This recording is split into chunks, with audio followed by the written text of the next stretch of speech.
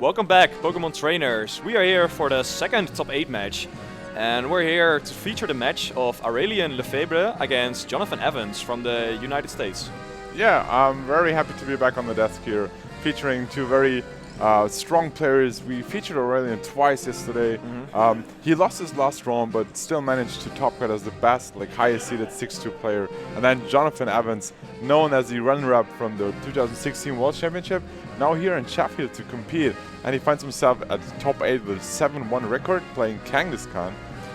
Very strong performance so far. Yeah, definitely. So it's interesting. We have this really player that has big accomplishments already, and then we have Aurelien, who's relatively new to the scene and is really starting to have his breakout season right now. I know he's been already playing a little bit, going to locals, but this is really his breakout performance here at regionals. Yeah, we were talking about how 8 rounds top 8 is really tough for players. So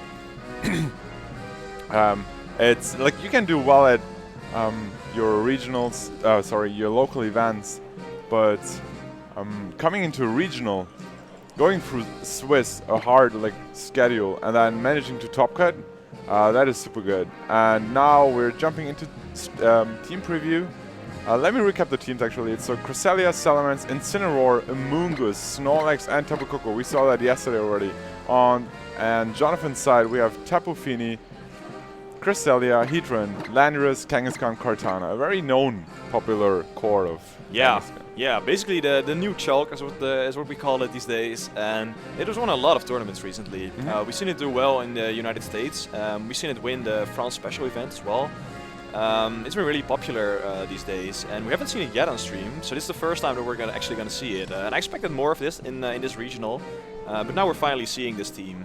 Yeah, so we saw Kangaskhan before, but this special composition of Kangaskhan, Landorus, Tapu Fini, Cresselia, Heatran, and Kartana. I'm excited to see if he brings his own style with a few unique sets, because most of the sets are known, such as Kangaskhan, Tapu Fini being Calm Mind. Some opted for choice bags, so I'm excited to see what his own tricks are. And then Aurelien's team, yeah, we talked about it before yesterday. So this Snorlax, which only showed us Belly Drum in the very last game. Yeah, and I think the interesting part about his Snorlax as well is that it's not a recycle Snorlax. Exactly. It's a setup Snorlax, but with high horsepower return and protect. Yep. So that's kind of an interesting thing. We haven't seen that a lot. Usually we see players just drop high horsepower for protect. But Aurelien decides that he needs the coverage of high horsepower. And we saw that do a lot of damage against Michele Gabelli's team when he had that Raichu on the field, for example. Yeah, so we're going to see how Snorlax works out for him in this matchup, if he opts for it, if he goes for it in this matchup. So yeah, we're jumping straight into game 1 here.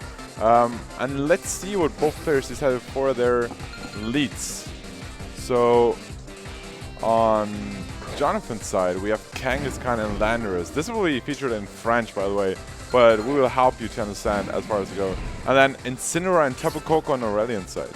Yeah, so kind of a fake-out lead from both sides, and Intimidate lead as well from both sides here. So just kind of your safe lead there. It's what you usually lead, especially with the Kangaskhan teams. You usually want to start with the Kangaskhan, get a fake-out pressure, make sure that you get a good board position again. We don't know what kind of sets Jonathan runs, but usually on this kind of team you see Choice Scarf Landorus. But I think here we saw the Tapu Koko move its Electric Trollane before we saw the Intimidate. So that's revealing that it's not a Choice Scarf Landorus. So it's going to be a different kind of set here. Yeah.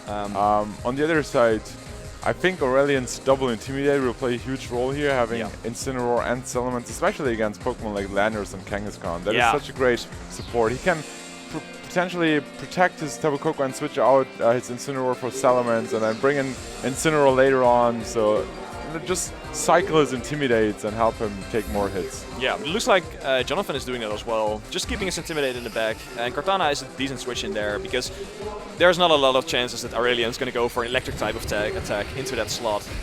But we see him going for a Mega Evolution here, which I'm assuming is going into a Fake Out into either of these slots. Yeah, so Kangaskhan going for the bluff for that Fake Out.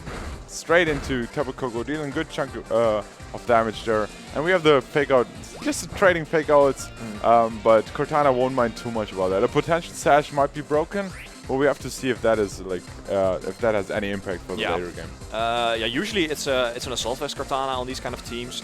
We still don't know if it's the same on John's team, because of course that's all up to the players. It can all change. And if it's not an Assault Vest, then it's actually really threatened by this Tapu Koko, because we did see the Gigafold Havoc already.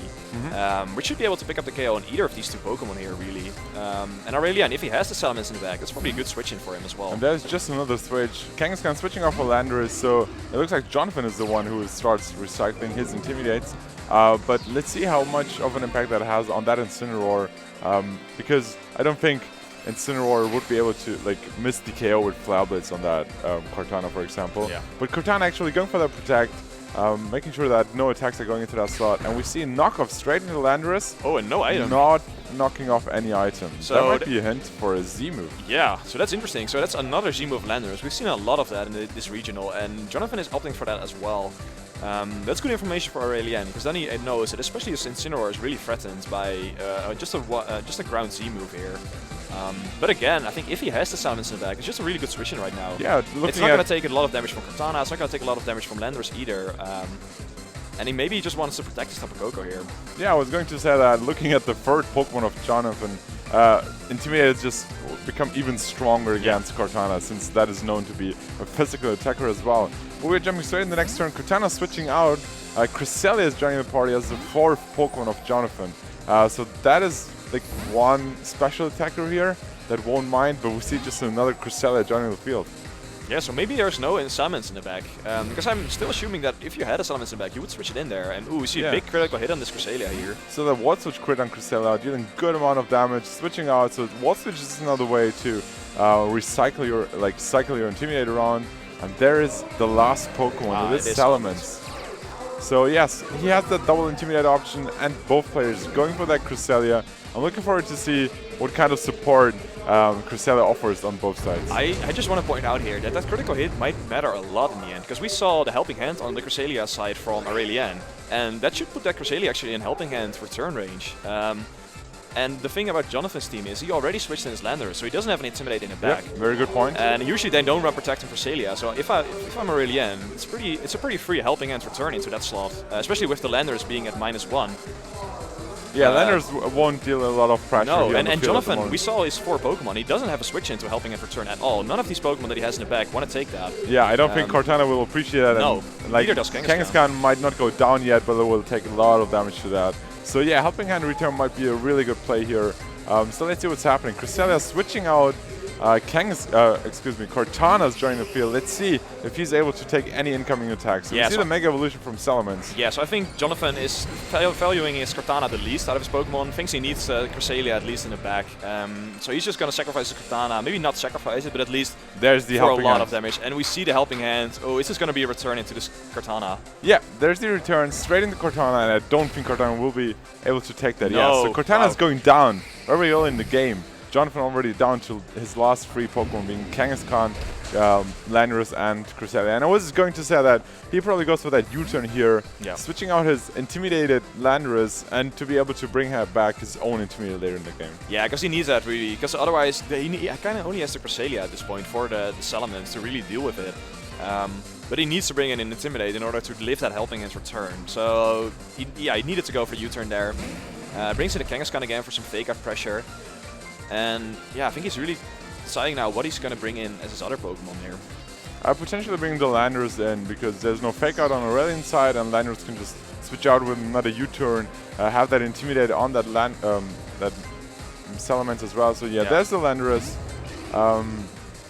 So firing off the Intimidate, lowering the attack stat of that Salamence. So I don't think that Salamence has the power that it had before, even with Helping Hand. What I'm thinking right now would be a good play for Jonathan, maybe. It's a really bulky Cresselia, we saw on that on Aurelien's side. But maybe a combination of return and U-turn might just be able to pick up the knockout from here without blocking the berry. Yeah, that's the interesting part. Is he able to play around that barrier? Because if Landorus is faster, we're going for that U-turn first, then 2 hits from Kangaskhan are really likely to proc that berry. Yeah, you can. Another play I want to point out here is Salamence switching out, and Jonathan reading into that, going for an Earth, a ground type attack into switching in Incineroar. Yeah, because Incineroar switching here is really obvious. Yep. And Jonathan, he's kind of behind, so maybe this is the kind of call that he has to make here. But Salamence is not going to switch out. It's just going to go for switches. Protect on Salamence, and there's a frustration, so he doubles up of being faster, but I did not want that critical hit at all. Yeah, exactly. But like, you're looking at that stats. I mean, the critical hit is dealing a little bit more than the second hit, so he might have played around that berry. And there's the U-turn, so exactly what you said. Yeah. Looking at the damage, that could have been enough to play around that berry since Kangaskhan moved first. Unfortunately, not happening here. So let's see if there's an Icy Wind coming off. I'm assuming this is going to be an Icy Wind here. And we just see a Cresselia coming in from Jonathan's side. And yeah, just Icy Wind. Yeah, exactly. And in this scenario, though, it doesn't help too much because Salamence was faster than both Kangaskhan and Cresselia on the field. And it doesn't deal too much damage to that Cresselia. And since Salamence is intimidated already, Helping Hand Return won't do the job this time. No, and yeah, especially because Jonathan can also just switch in his Landorus at any point when he wants, really. Yeah, and Helping Hand Return should, maybe if it's at -1, it could be from this range, pick up the KO on Cresselia. It really depends on what kind of Cresselia this is. Because we have seen like really offensive Cresselia on Chalk with the Psybeam Z move. But we already see that Jonathan has the Z move on his Landorus, so maybe that's not too likely here. I still think Jonathan is really struggling to play around the Salamence, because he needs his Cresselia for that, and his Cresselia is just slowly picking up chip. And I think if you're Aurelien, you probably just want to preserve your Salamence now and make sure that you get rid of this Cresselia. Yeah, very good call. So he switches out his Salamence, bringing in that Incineroar, finding out the Intimidator like Kangaskhan, and also being a really big threat to that Cresselia with the knockoff later in the game.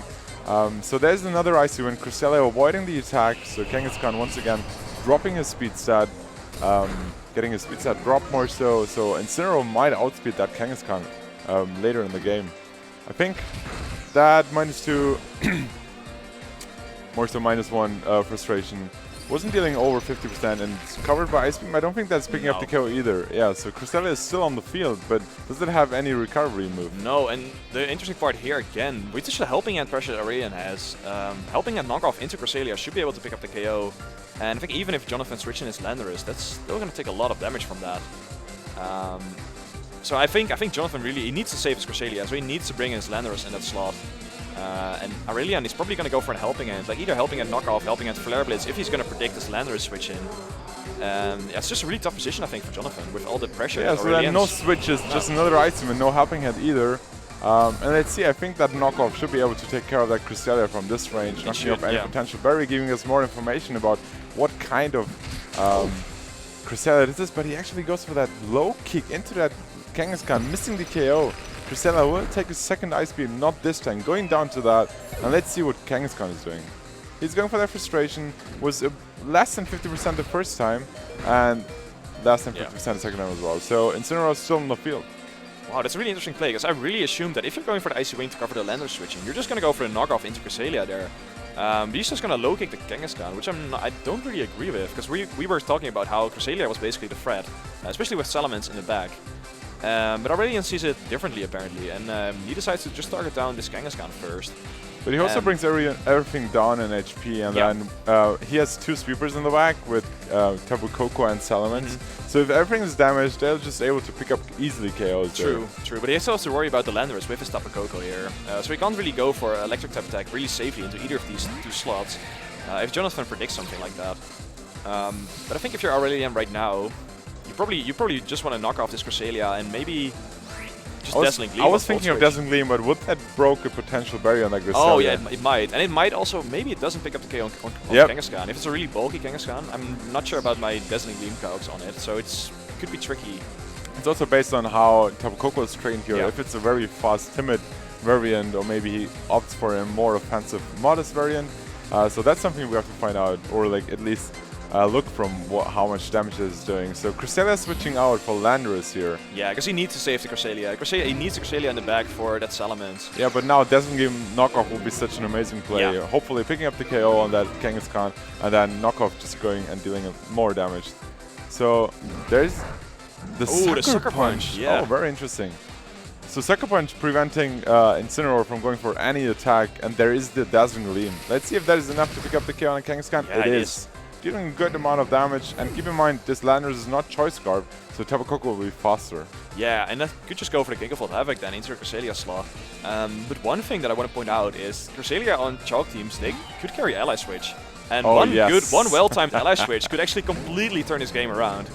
Because then he could pick up this KO on Tapu Koko, and then it's Cresselia and Landorus against Salamence. One play would be here, going for that Giga Hurricane into that Cresselia and doubling up the Cresselia with a return play, because since Cresselia can't protect, if it's not ally switching, then Cresselia is going down and the return is redirecting into Landorus. And if he goes for that ally switch, yes, that Giga Hurricane is going to void, but there's the return carrying up that Landorus. Yeah, I think that would be a good play. The only thing that can go wrong is if it actually is protect Cresselia. Yeah. But Aurelien is taking his time here. He only has 25 seconds left, but he should be able to. And he goes for the Giga Havoc, which I'm assuming goes in the Cresselia slot here. And that should be able to seal up the game for him here. At least it takes out the Cresselia, and then we have to see if return is enough to take care of that Landorus. But since it's not intimidated, because Landorus joined the field earlier than Salamence, it should be enough, right? It should be enough, definitely. Especially with Salamence, it's such a strong Mega Pokemon. And yeah, we see the Gigavolt go into the Cresselia here, picking up the clean knockout. And we're just going to have to see what Salamence is going to do here. And we're going to assume that its return is going into the Landorus. And that should seal the game here for Aurelien. Yeah, there we go. And he takes game 1 in our best of 3. Players shaking hands. John Farrens doesn't look very happy about that first game. No, he doesn't. He has 2 games to come back into this best of 3. I think he kind of disrespected the Salamence in game 1. We saw how much pressure it offered, and I think Jonathan just assumed that having that Cresselia and maybe the Landorus was enough, but it turned out it really wasn't. Of course, he got a bit unlucky with that Volt Switch critical hit, which put his Cresselia in range for a lot of attacks. So that helped a little bit against him. But yeah, sometimes you you forget how a simple Volt Switch critical hit can change the outcome of the game. Yeah, I think that's also the power of helping against Cresselia. It's just once you chip Pokemon a little bit, it puts Pokemon so much easier in range. Yeah, I really like that core of that defensive Cresselia, Incineroar, Snorlax, paired with that very offensive Salamence and Tapu Koko. Yeah. So you start chipping away your opponent by very simple attacks, by the return from Snorlax. We saw yesterday how he barely set it up his Snorlax, but he started chipping away, chip damage on his opponent, and then bring his very offensive Pokemon to seal the game. The interesting part that I also want to point out here, Jonathan brought his Kartana in game 1, and it didn't do a whole lot of damage at all. But the interesting part about Aurelien's team is he also has that Snorlax setup mode, which I think is what Jonathan was really worried about, and which is why he brought Kartana. But against the 4 that Aurelien actually brought, like a Tapu Fini would have probably been better against Salamence, against Cresselia, against Incineroar. Yep. Also switching terrains against Tapu Koko to prevent Tapu Koko from going for super strong electric type attacks boosted by that electric terrain. So what could be an interesting play for Aurelien here is if he actually goes game 2 with that Snorlax mode, while Jonathan maybe switches things up, goes for his Tapu Fini. So we got an interesting mechanic here. Which 4 Pokemon are you going to bring? And I think that's really important in this kind of matchup here. Yeah, so the mind game's already started in team preview, but it looks like both players decided which Pokemon they want to bring for the second game here. And let's see if one of those players switches his plan. And how Aurelien, who is in the driver's seat thanks to winning the first game in a really dominant fashion, if he just sticks with his strategy or if he switches to that Snorlax mode, which you just mentioned. Very interesting question. Yeah. Jonathan is at least going to change things up here. He's going to bring the Heatran in game 2. Yeah, we haven't seen that before, but no switches on Aurelien's side, at least for the leads. We have Incineroar and Tapu Koko. They really remind me of Tapu Koko Arcanine from last year. Yeah. But they're just a little bit better now, I feel, as well, with the fake-out pressure and the knockoff pressure as well. Knockoff is such a good move in this format, with all the super berries that are here now. But I think Heatran is kind of in a good spot. Yeah, it's a good thing now that he brought it. Especially because we haven't seen all the moves on Salamence yet, but if it only has flying type coverage, then it's also able to kind of wall the Salamence a little bit. And it's able to wall the Cresselia as well on Aurelien's side. So interesting switch up there from John. Yeah, the problem is while you wall that Pokemon, you also can't really touch it with Heat Wave or Earth Power either. But yeah, going into this turn, Heatran switches out. Landorus is coming in far off, Intimidate into the Incineroar, but that doesn't want to take it, just switches out for his Salamence. So it looks like that Intimidate recycling just started from the very beginning.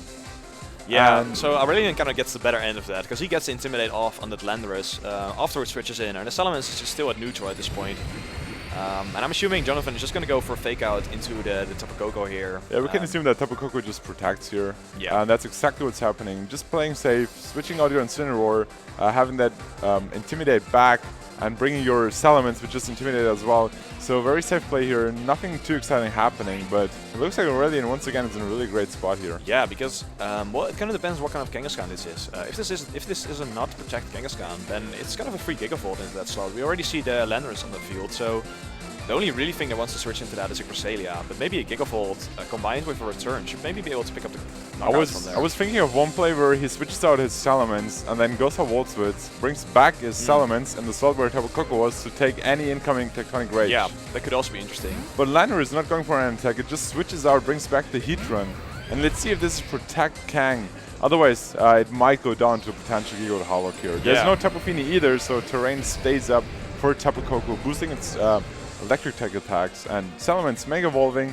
Looks like Tapu. Ooh, it is Protect Kangaskhan. It is indeed. Wow. So Protect, preventing. He goes for the Gigavolt. Yes, very good catch there from Jonathan. You don't expect Kangaskhan to protect, and Jonathan, he is happy about that. Yeah, we see him doing a little Z move dance there. Aurelien doesn't look too happy about that at all, of course. Yeah, that's kind of the interesting part about it. He kind of has a changed up Chalk team. So you're kind of expecting sets on these kind of teams, especially because we saw Sucker Punch already. Which actually means that he's not running low kick on his Kangaskhan. Yeah, because we now saw all the 4 moves on his Kangaskhan. And we see the Dragon Dance though from his Salamence. So Aurelien is at least kind of capitalizing on this switch in and at least going on the offensive with that kind of play. Yeah, and since Landorus is the only Intimidator in Jonathan's team, he has to bring it back at one point to stop that Salamence from sweeping for his whole team after even one Dragon Dance. So yeah, but even at neutral, one return to this Landorus is going to do a lot of damage. Yep, we saw that in the last game, picking up the KO at like 60-70%. But yeah, Heatran, it looks like Jonathan switching out a lot, but not like doing anything yet. Like we only saw one fake out and protect and switches, so he has to start dealing some damage, and that's a +1 return going to that Kangaskhan. Yeah, it's picking up the KO, so Kangaskhan protecting fake out and then going down didn't do its job in this game, and really in a really dominant fashion here in the second game as well. Yeah, because the Volt Switch still does a lot of damage to Heatran, and we don't see one Landorus switch in from Jonathan's side, which I really expected in either of these slots to also just take that maybe electric type attack, but that's not what we see here. And we see Cresselia come in, which should be able to take anything this Heatran does. And looks like there's the Heat Wave, and it missed the Salamence. Just going into that Cresselia, not picking up any burns. So as I said before, yes, it was a Salamence since it resists the incoming flying type attacks. But then, of course, it only has Heat Wave to touch it, and that has to connect. But if it connects and gets the burn on Salamence, that would be huge and would help Jonathan to come back into this game. Yeah, but now he brings on the Landorus again. We haven't seen the last Pokemon on Jonathan's side, but if you're Aurelien, I think just a return and an Icy Wind is just putting you in a good position at all. This Heatran, yeah, it doesn't do a lot to the Salamence, but so he's not really worried about it either. And we saw the Heat Wave onto Cresselia, it did barely do any damage at all. So even though Heatran is like a good typing defensively, offensively it's not doing a lot of damage here for Jonathan. And I think if you're Aurelien, you just want to target the slot next to it.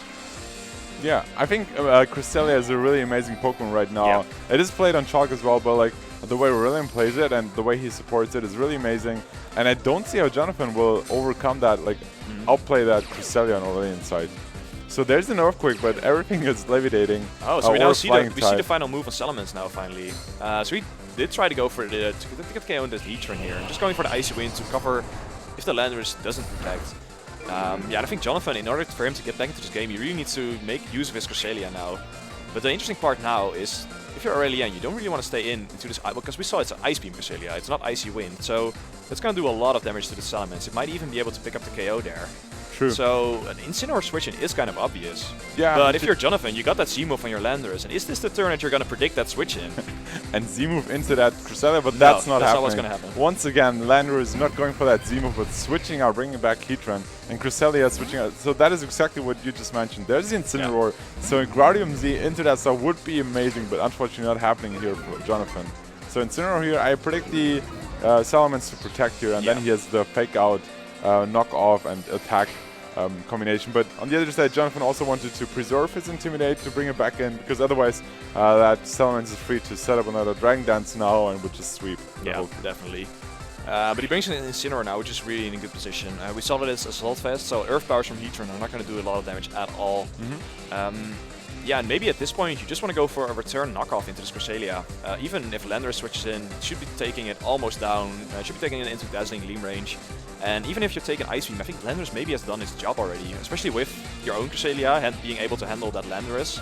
And still having Tapu Koko in the back for the heat trend potentially. Yeah, we also saw a lot of, since this Salamence is not the fastest before Dragon Dance, we also saw a lot of really bulky Salamence that can take an Ice Beam from Ludicolo, for example. Yeah. So I can also assume that this Salamence might be strong enough to take an Ice Beam, but it's not risking that, it's just switching out, and another switch from Jonathan here.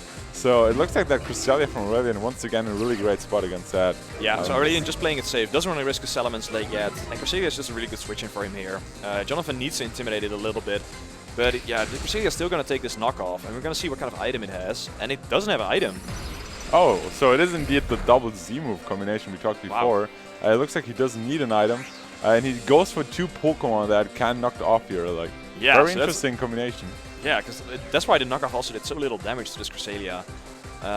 And now Jonathan is really in that interesting spot again, where you got like this kind of mind game. Am I gonna ground EMZ this Incineroar? Am I gonna Ice Beam the Incineroar? While at the same time, you gotta be afraid of that Icy Wind Cresselia. So you might just want to U-turn and just get some chip damage on it.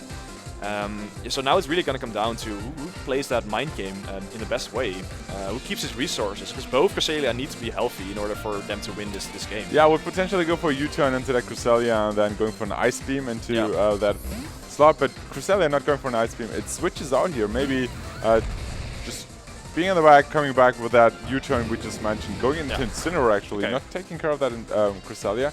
Very interesting choice. I think he's hoping for a Flare Blitz into that slot. And maybe getting a Flash Fire boost, so we're gonna see if that's the case here, but see Cresselia come back in now.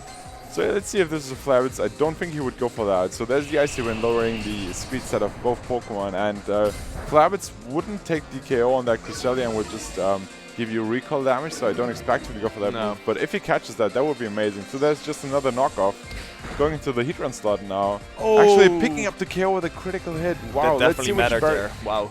Yeah, so it looks like this might be a Shuka Berry on that heat run. I'm assuming so. It was at least an item, and usually they run Shuka Berry, and it looks like Jonathan already shakes hands. He realizes that now, once he lost his switching potential, he kind of has no way again to deal with this Cresselia. He could just spam Icy Winds, and Aurelien, all he has to do at this point, just preserve his Incineroar for that Cresselia, click Icy Wind, and that should seal up the game for him. And yeah, that critical hit just sealing the game and making sure that there's no game 3 here.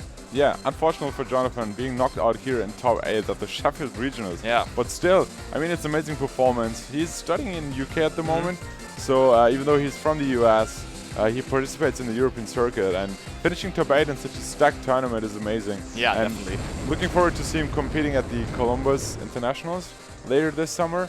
But yeah, we're already talking about the future, but let's finish this game first. So there's a Flare Blitz. Incineroar not even switching out. We would talk about how important it is to keep it alive for that Cresselia later in the game, but we just see, oh, it is actually Ice Beam and Icy Wind. Wow, that's interesting. Very interesting combination. So maybe it doesn't have Trick Room. Because I'm assuming that it's still Psyche EMZ probably. So yeah, it's an interesting set, and I guess you don't necessarily need the Incineroar on Aurelien's side, because you still have the Gigavolt Tapu Koko in the back. Oh no, that went into Protect. Oh yeah, you're right, they went into Protect. Yep. So yeah, that's kind of interesting then from Aurelien, is you're risking your Incineroar like this. He's yeah, not switching and Jonathan is just either, playing so for his outs and just going for these Rock Slides, and if this flinches again, it could be really important.